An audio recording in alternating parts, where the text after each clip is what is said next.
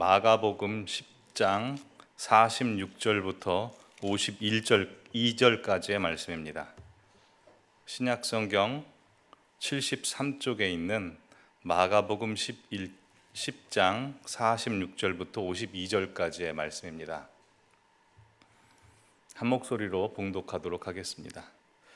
그들이 여리고에 이르렀더니 예수께서 제자들과 허다한 무리와 함께 여리고에서 나가실 때에 디메오의 아들인 맹인 거지 바디메오가 길가에 앉았다가 나사렛 예수시란 말을 듣고 소리질러 이르되 다윗의 자손 예수여 나를 불쌍히 여기소서 하거늘 많은 사람이 꾸짖어 잠잠하라 하되 그가 더욱 크게 소리질러 이르되 다윗의 자손이여 나를 불쌍히 여기소서 하는지라. 예수께서 머물러 서서 그를 부르라 하시니 그들이 그 맹인을 부르며 이르되 안심하고 일어나라 그가 너를 부르신다 하매 맹인이 겉옷을 내버리고 뛰어 일어나 예수께 나아오거늘 예수께서 말씀하여 이르시되 내게 무엇을 하여 주기를 원하느냐. 맹인이 이르되 선생님이여 보기를 원하나이다. 예수께서 이르시되 가라 내 믿음이 너를 구원하였느니라 하시니 그가 곧 보게 되어 예수를 길에서 따르니라. 아멘. 오늘 본문에 등장하는 주인공은 앞을 보지 못하는 소경입니다. 예수님 당시 유대인들은 이 소경을 비롯한 장애인들에 대하여 종교적인 선입견과 문화적, 사회적 선입견을 가지고 있었습니다. 그 선입견이라고 하는 것은 그 장애를 가진 사람의 장애에 대하여 그 원인을 하나님께서 그들에게 큰 벌을 내리셨기 때문에 장애를 가지게 된 것이다 라고 하는 인식이었습니다. 그러게 유대인들이 그 장애를 가진 사람들을 볼 때 관심을 두고 봤던 것은 그 장애가 하나님의 큰 진노와 벌 때문에 생긴 것이다 라고 하는 것은 해석의 여지가 없었고, 그렇다면 그 장애가 부모로부터 생긴 장애인 것인지 아니면 자신의 죄로부터 생긴 장애인 것인지가 그들의 관심사였습니다. 그리고 다른 이유는 전혀 살펴보지 않았죠. 그러기에 하나님께 벌을 받아서 날 때부터 소경이 된 이 사람을 누가 불쌍히 여기고 누가 도와줄 수 있었겠습니까? 만약 그를 도와주게 되면 하나님께서 그를 치셨는데 오히려 그 하나님의 일에 반대하고 대적하는 행위가 될 수 있기 때문에 율법을 가진 유대인들의 입장에서는 이 사람을 도와줄 수가 없었겠죠. 46절 하반절에 보시면 맹인 거지 바디메오가 길가에 앉았다가 라고 되어 있는데, 이 길가에 앉았다는 말은 그가 구걸했다는 이야기입니다. 그가 구걸할 때 한두 푼 던져줄 수 있는 사람이 누구였을까요? 종교적인 선입견을 가지고 있었던 자신의 동족 유대인들이 도와줄 리는 만무했겠죠. 그럼 누가 도와줬을까요? 해외에서 온 이방인들이 길을 가다가 불쌍한 사람을 보고 한두 푼 던져주는 그 돈으로 이 소경은 하루 이틀 연명해 왔던 것입니다. 바로 오늘 본문에 등장하는 이 여리고가 이 장애인이 된 거지들이 구걸하기에 제적격인 곳이었습니다. 왜냐하면 이 여리고는 이 무역로로서 이방의 그 상업을 하는 사람들이 예루살렘에 가기 위한 중요한 길목에 있었던 곳입니다. 그래서 수많은 장애인들이 집중적으로 모여 살던 곳이 바로 이 여리고였죠. 오늘 본문에 등장하는 이 주인공도 여리고에서 살고 있습니다. 그의 고향이 여리고였는지 아니면 사람들의 이야기를 듣고 흘러 이 여리고까지 왔는지 모르겠지만 이 소경은 여리고에 자기 자리를 펴고 구걸하며 지내고 있습니다. 이 본문에 등장하는 소경, 이에 대한 소개가 46절에 있는데요. 다시 보시면 그들이 여리고에 이르렀더니 예수께서 제자들과 허다한 무리와 함께 여리고에서 나가실 때 디메오의 아들인 맹인 거지 바디메오가 길가에 앉았다가, 여기서 보시면 이 소경에 대해서 두 가지를 알 수가 있습니다. 첫 번째는 그의 직업입니다. 그는 거지라고 나와 있죠. 물론 당시 사회는 장애인들에 대한 혜택이나 장애인들의 어떤 도와주는 시스템이 되어 있지 않았기 때문에 그들이 커서 할 수 있는 거라곤 구걸하는 것, 거지가 되는 게 그들의 수순이었겠죠. 당시에 장애인들의 차별이 얼마나 심했는지를 알 수 있는 본문이죠. 두 번째로 이 사람의 이름이 나오질 않습니다. 아니, 바디메오가 이름 아닙니까? 예, 바디메오는 이름이 아닙니다. 바는 아들이란 뜻이고 디메오는 그 아버지 이름입니다. 그러기 디메오의 아들이라고 불러서 이 사람의 이름을 거명할 필요도 없이 사람들은 그가 그냥 뉘집 자식이요, 어디 출신이요 라는 정도로만 존재감이 없었다라는 뜻입니다. 이렇게 그는 존재감도 없고 사람들에게 냉대와 하대를 받아가면서 할 수 있는 거라곤 그저 길가에 앉아서 구걸하는 것뿐인데, 그가 무슨 내일을 기약할 수 있었겠고 삶의 희망과 의욕이나 기쁨을 어디서 찾을 수 있겠습니까? 그가 살 수 있는 이유는 단 한 가지, 죽지 못해 사는 거죠. 죽을 수 없어서 사는 겁니다. 이 절망과 어두움 속에 있었던 이 사람에게 어느 날 한 줄기 빛이 비춰오기 시작합니다. 그것은 바로 예수님께서 예루살렘으로 올라가시기 위해서 이 여리고를 지나간다는 소식을 들은 겁니다. 이 맹인들은 앞을 보지 못하기 때문에 귀가 발달돼 있지 않습니까? 아마 저 멀리서 사람들이 하는 이야기를 들었겠죠. 글쎄, 예수님께서 드디어 예루살렘에 올라가셔서 왕이 되신대. 왕이 되시면 이제 직접적으로 우리를 통치하시고 다스리시게 되실 거야. 예수님이 이제는 예루살렘에 올라가셔서 다시는 시골로 내려가시지 않고 그곳에서 우리를 통치하실 거야. 우리가 볼 수 있는 마지막 기회야 라고 하는 이야기가 그의 귓가에 들려왔겠죠. 예수님께서 공생의 생활을 하시면서 예루살렘에 한 7번 정도 방문하십니다. 그런데 이번 방문이 마지막 방문이었습니다.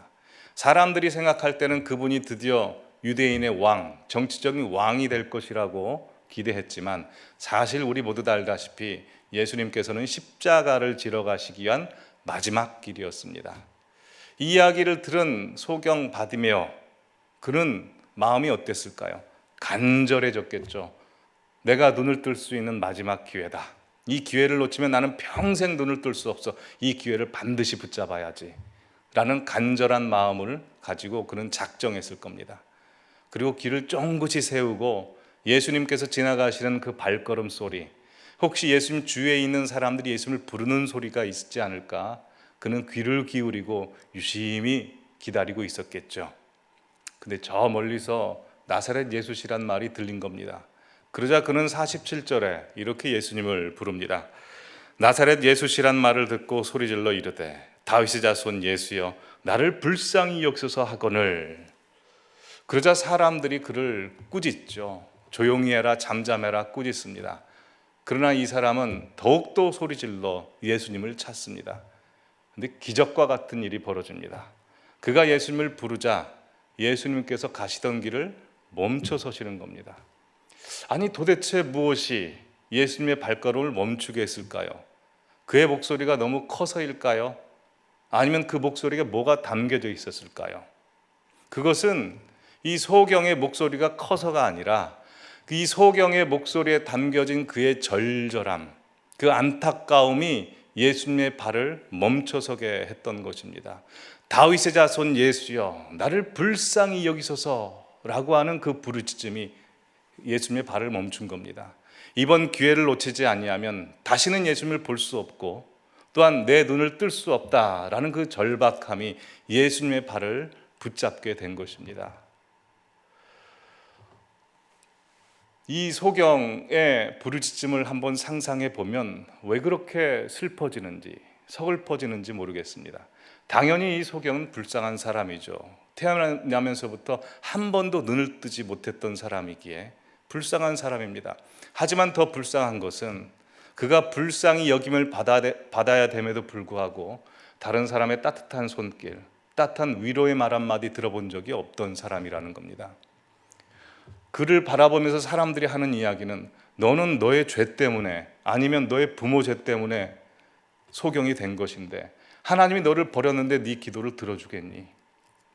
한 번도 따스한 말, 불쌍히 여김을 받아본 적이 없는 사람인데 이 사람이 예수님께서 지나가는 소식을 듣고 자기 스스로 예수님 앞에 이렇게 이야기하는 겁니다. 예수님, 저 불쌍한 사람입니다.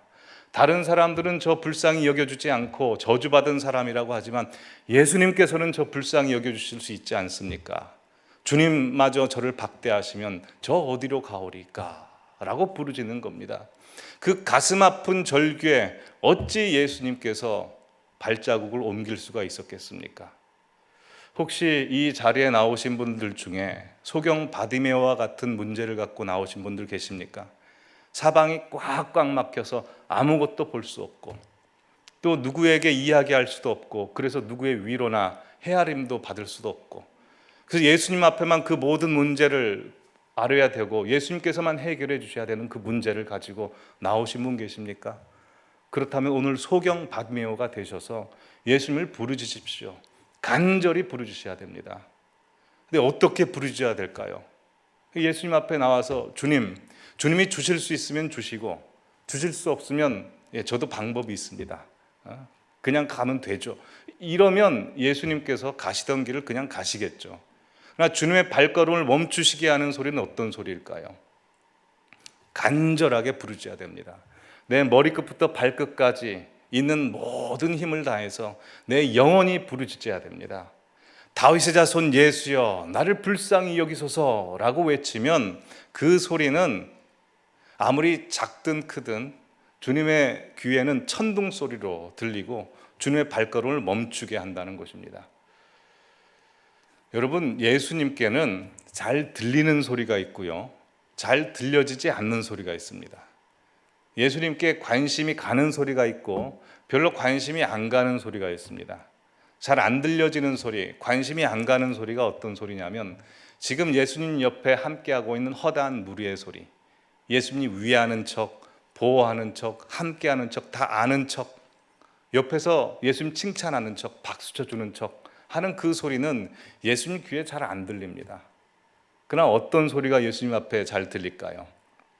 우는 소리, 애통하는 소리, 불쌍히 여겨달라고 하는 소리, 탄식하는 소리, 내 병을 고쳐달라고 하는 소리, 안타까움에 목마른 소리, 아무 소리도 낼 수 없어서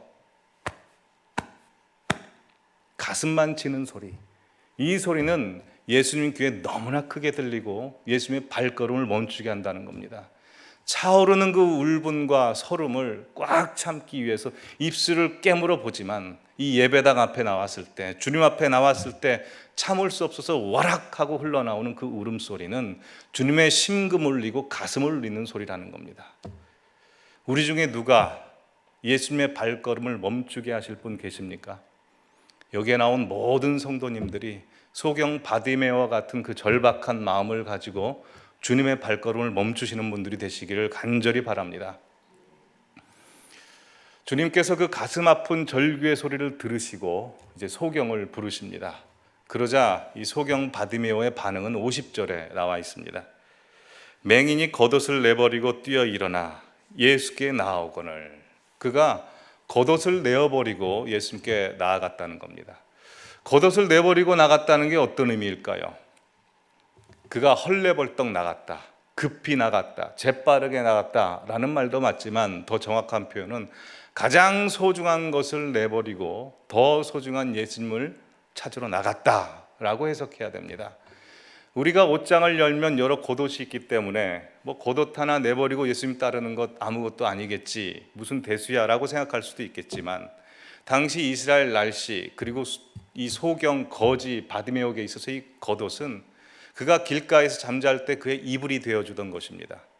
시편 121편에 보면 낮의 해와 밤의 달이 너를 상치 못하게 할 것이다 라고 되어 있는 것처럼 이스라엘 날씨는 그 낮의 더위와 밤의 추위는 살인적이었습니다. 그러기에 이스라엘 사람들은 겉옷을 항상 이 허리춤에 휴대하고 다니다가 밤이 되면 그걸 껴입고 그 추위 속에서 자신의 몸을 보호합니다. 그래서 출애굽기 22장 26절에 보면 남의 겉옷을 저당 잡거든 해가 지기 전에 돌려주어야 된다라고 할 정도로 이스라엘 날씨에 그 저당 잡힌 겉옷을 돌려주지 않으면 살인죄가 되는 것처럼 그들에게 있어서 이 겉옷은 너무나 소중했습니다. 특별히 이 소경 바디메오, 거지 바디메오에게 있어서 이 겉옷이라고 하는 것은 자신의 몇십 년지기 유일하게 함께한 소중한 친구요, 그의 전 재산이었겠죠. 그러나 그 소중한 것을 다 내어버려 두고 예수님을 쫓아갔다라고 하는 것은 굉장히 큰 의미가 있는 것입니다. 그러게 이 자리에 나온 모든 분들도 예수님 앞에 나아가실 때 이 소경 바디메오처럼 또 간절함을 가지고 나아가시기 바랍니다. 근데 이 간절함이 어디서 생길까요? 예수님께서 부르시는데 예수님, 내 겉옷 좀 찾아봅시다 하고 겉옷 입고 가서 예수님 이 문제 좀 도와주십시오 라고 했더니 그 문제 곧 해결해 줄게 라고 하면 이제 뭐 겉옷 입고 자면 되죠. 이러면 간절함이 안 생깁니다. 간절함이라고 하는 것은 나에게 있어서 가장 소중한 것이라 할지라도 바울이 이야기했던 것처럼 다 해로 여기고 배설물로 여기고 나에겐 주님만 필요합니다 라고 간절히 붙드는 사람에게 간절함이 생기겠죠. 왜 누구는 간절함이 있는데 나한테는 간절함이 없는가? 차이는 딱 한 가지입니다. 간절한 사람은 다 없다고 생각하는 사람이고 덜 간절한 사람은 안 도와줘도 방법이 있다고 생각하는 사람입니다. 혹시 자기만의 방법 가지고 계신 분은 자기만의 방법으로 살아보십시오. 예수님 안 도와줄 겁니다. 예수님께서 누굴 도와주시느냐? 자기에게 있어서 필요한 것은 오직 예수님입니다. 내가 가진 모든 것 다 주님이 주신 것인데 이것 없어도 난 살고 주님 없으면 나는 못 삽니다 라고 하여 두 손 붙들고 잡는 분들, 그분들에게 간절함이 생기는 것입니다. 한 손에는 내가 가장 귀하게 여기는 어떤 내 조그만 땅 몇 평, 집 문서, 돈, 명예, 내가 자랑할 만한 거 하나 붙들고 또 한 손에는 예수님 붙들면 둘 다 놓칩니다. 우리 예수님은 한 손 붙잡고 갈 수 있는 분이 아닙니다. 두 손 두 발 다 들고 붙잡고 가야 우리 주님을 붙잡고 따라갈 수 있는 것입니다. 그러게 여기에 있는 모든 성도님들께서 예수님만이 나의 모든 것입니다. 내가 가진 모든 것, 나에게 안정감을 주는 모든 조건들 없어도 예수님만 있으면 됩니다 라는 심정으로 그렇게 붙들고 나아가시는 우리 성도님들 되시기를 바랍니다. 지금까지는 소경 바디메오에 대한 이야기를 했습니다. 근데 오늘 본문에 보면 또 다른 소경이 등장합니다. 또 다른 소경을 이제 말씀드리려고 합니다. 그 소경은 바로 46절에 나온 예수님 가장 옆에 있었던 허다한 무리들입니다.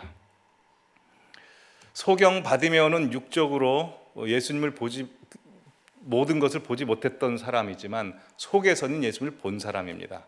하지만 허다한 무리는 예수님 가장 가까이 곁에서 예수님을 보호하는 척, 위하는 척, 제일 잘 아는 척, 함께하는 척 하지만 나중에 그들은 예수님을 십자가에 못 박으라 라고 하는 영적으로 눈이 가린 사람입니다.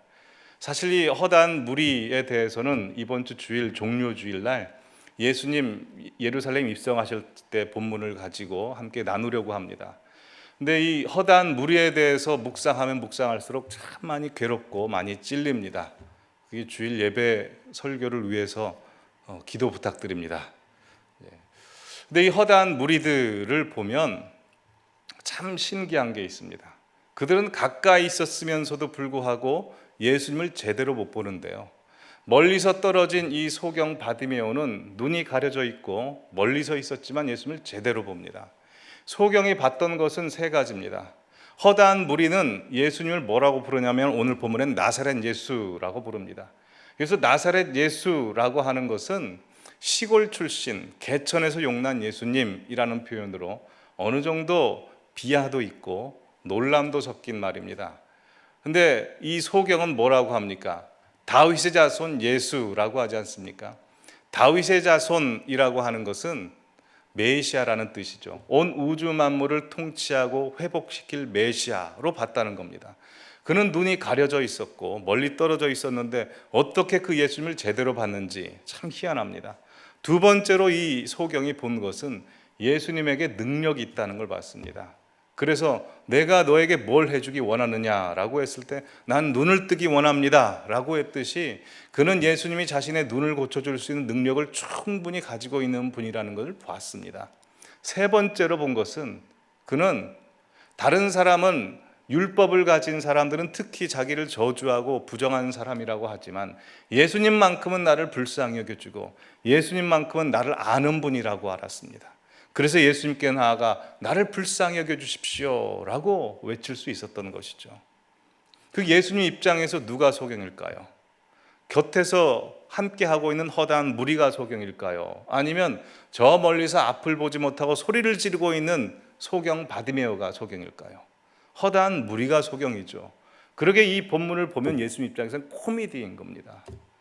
진짜 소경이 가짜 소경에게 잠잠하라고 꾸짖고 있는 것 아닙니까? 그러게 우리 여러분들에게 한번 질문을 드려보죠. 우리 성도님들께서는 매일마다 예수님을 바로 보고 계십니까? 매일마다 예수님을 크게 보고 계십니까? 혹시 예수님을 보고 있는 그 눈이 점점 내려오고 가려지는 것 아니십니까?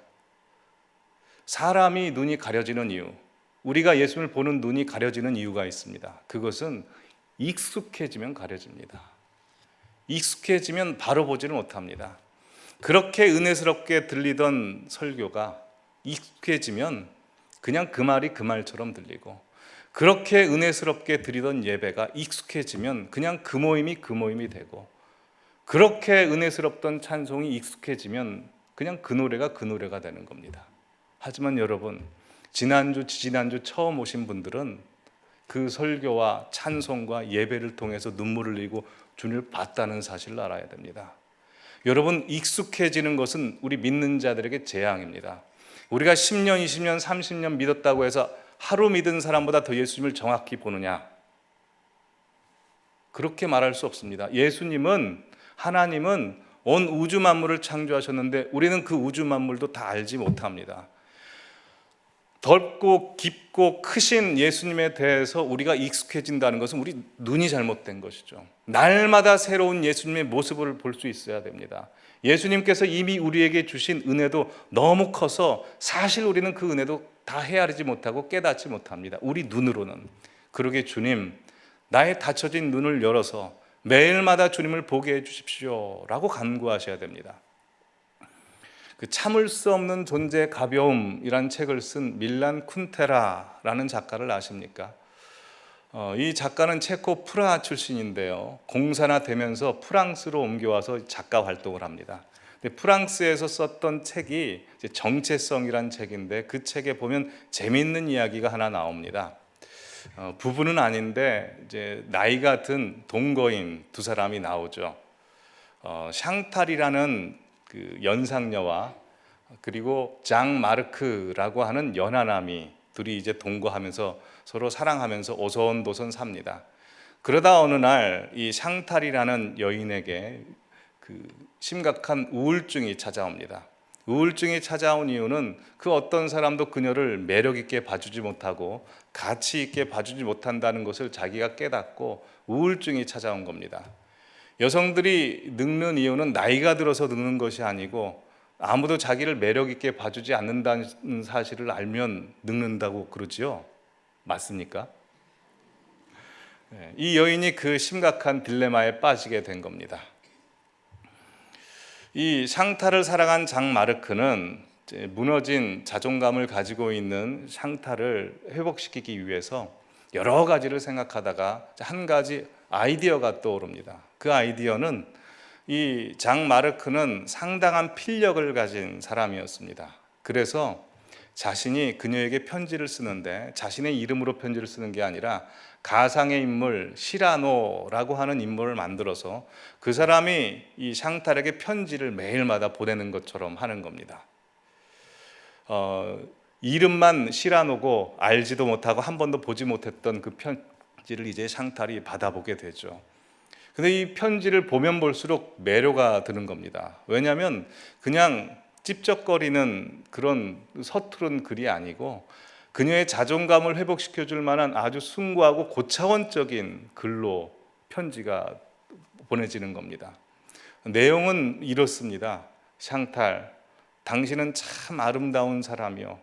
매일마다 당신을 보고 있는데 특별히 당신은 빨간 드레스가 너무나 잘 어울리는 것 같아요 라고 하면 샹탈은 그 다음날 빨간 드레스를 입습니다. 사실 샹탈은 가장 싫어하는 게 빨간 드레스거든요. 다음날 또 편지가 옵니다. 샹탈, 당신은 이 목에 진주 목걸이가 너무나 잘 어울려요. 사실 샹탈은 진주 목걸이를 굉장히 싫어합니다. 장 마르크가 진주 목걸이를 선물했음에도 불구하고 그걸 장롱 속에 넣어두고 한 번도 매질 않았습니다. 그 편지를 받아 듣고 그는 진주 목걸이를 맵니다. 그러면서 점점 그녀의 자존감이 회복되어지기 시작합니다. 회복되어져 가는 샹탈을 보면서 장 마르크는 이내 만족감에 휩싸입니다. 그러면서 동시에 자신이 만든 가상의 인물 시라노라는 사람에 대해서 질투심도 느끼죠. 근데 더 큰 변화가 이 장 마르크에게 일어납니다. 그것은 그녀에게 매일마다 편지를 써야 됐고, 또한 그녀의 마음을 감동시켜줘야 되기 때문에 이전에 보던 눈으로 보면 안 되는 겁니다. 새로운 눈으로 항상 봐야 했기에 그녀를 날마다 유심히 보는 겁니다. 집중해서 노력하여 보죠. 그러자 자신이 지금까지도 보지 못했던 그녀의 아름다움과 경이로움과 매력을 보게 되고 흠뻑 빠지게 됩니다. 그래서 편지를 받아 읽은 샹탈은 샹탈대로 자신의 자존감이 회복되고, 장 마르크는 날마다 그녀를 새롭게 봐야 했기에 그녀의 사랑이 더욱더 커져가게 되는 이야기입니다. 물론 내용의 말미에는 샹탈이 이 모든 일이 장 마르크가 꾸민 일이라는 것을 알게 되고 이내 실망합니다. 하지만 다시 정신을 차리고 자신의 자존감을 회복시켜준 장 마르크에게 너무 고마운 나머지 그는 소설 말미 51장에 이렇게 이야기합니다. 장, 나도 이제부터 당신만 바라볼 거예요. 당신에게서 단 한순간도 시선을 떼지 않을 거예요. 혹시 내가 눈을 깜빡이는 순간에 누군가 찾아올까 두려워요. 그래서 나는 눈을 뜨고 당신을 바라볼 거예요. 잠을 잘 때도 스탠드에 불을 끄지 않을 겁니다. 그리고 밤새도록 당신을 쳐다보다 잠이 들 겁니다. 사랑하는 여러분, 우리가 예수님 10년, 20년, 30년, 50년, 60년 평생 믿어오면서 예수님께서 그저 내 옆에 있는 분으로, 그저 나와 함께하는 분으로 어련히 생각하면서 혹시 감동도 되지 않고 은혜도 되지 않는 분들 계십니까? 말씀을 들어도 기도를 해도 찬송을 해도 전혀 주님이 나와 함께하지 않는 것 같은, 주님의 은혜가 얼마나 큰지 느끼지 못하는 분 계십니까? 오늘 이 시간에 주님 내 눈을 열어주시옵소서. 마치 장 마르크가 샹탈을 바라보는 새로운 눈으로 인해서 그의 눈이 열렸던 것처럼 주님, 주님의 그 크고 위대하심을 보는 저희가 되게 해주십시오 라고 기도하시는 여러분들 되시기를 바랍니다. 마지막으로 날마다 주님을 항상 배웠던 한 여사를 소개하고자 합니다. 이 여사님은 생후 6개월 만에 의사의 의료사고로 인해서 맹인이 됩니다. 그리고 평생 소경으로 살다가 소경으로 죽습니다. 그분의 이름은 페니 크로스비 여사입니다. 잘 아시는 분도 계실 겁니다. 우리에게 있어서 아주 은혜스러운 찬송시를 작사 작곡한 분이시죠. 인애하신 구세주여, 오 놀라운 구세주 예수 내 주, 주의 음성을 내가 들으니 나의 갈 길 다 가도록, 이런 수많은 은혜스러운 찬송시를 적은 분입니다. 어느 날 어떤 사람이 그분에게 찾아가서 이렇게 묻습니다. 여사님, 만약 예수님께서 오늘 당장 당신의 눈을 뜨게 해주신다면 당신을 눈을 뜨고 싶습니까? 그러자 페니 크로스비 여사는 웃으면서 이렇게 답을 합니다. 그야 물론 눈을 뜨고 싶죠. 하지만 저는 이 세상에서 눈을 뜨고 싶지 않습니다. 왜냐하면 제가 가장 처음 눈을 뜨는 순간 예수님을 보고 싶기 때문입니다. 저는 이 세상에서 눈을 뜨고 싶지 않고 천국에 가서 예수님을 가장 먼저 보기를 원합니다. 그래서 그분이 쓴 찬송이 288장 3절에는 이렇게 되어 있습니다. 주 안의 기쁨 누림으로 마음의 풍랑이 잔잔하니 세상과 나는 간 곳 없고 오직 구속한 주만 보이도다. 이 여인은 평생 앞을 보지 못했지만 주님을 똑똑히 봤던 사람입니다. 그렇다면 이 자리에 계신 우리 성도님들은 날마다 그 예수님을 보고 계십니까? 혹시 반쯤 감겨지고 계신 않으십니까? 우리가 예수님을 바로 보지 못하는 이유는 우리 눈 속에 내 욕심, 내 절망, 좌절, 세상의 온갖 잡다한 소식들로 가려져 있어서 주님을 바로 보지 못하는 것입니다. 그러게 이 시간 주님 내 눈을 열어 주님을 보게 하옵소서. 세상 다른 것 바라봐도 그것은 나에게 생명을 가져다 주지 못하고 나를 살리지 못하지만 오직 주님만 바라보면 나는 살 줄 믿습니다.